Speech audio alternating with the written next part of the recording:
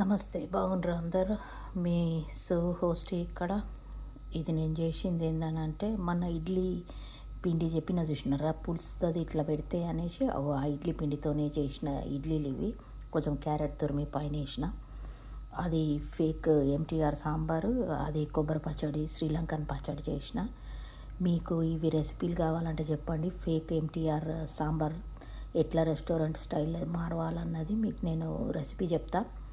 ఇంకోటి వచ్చేసేసి ఇది ఏమంటారు, కొబ్బరి పచ్చడి, శ్రీలంకన్ కొబ్బరి పచ్చడి ఎట్లా చేయాలో కూడా చెప్తా. కొంచెం నెయ్యి బొట్టు వేసేసి పొడి అది పల్లీల పొడి పెట్టిన. చూడండి, జర లైక్ షేర్ చేయండి. అబ్బా దండం పెడతా మీకు. జర లైక్ షేర్ చేయండి. చూస్తురుగానేసేసి లైక్ చేస్తలేరు. మన తెలుగు వాళ్ళకి మనం సాయం చేసుకోకుంటే ఇంకెవడు చేస్తాడు చెప్పు.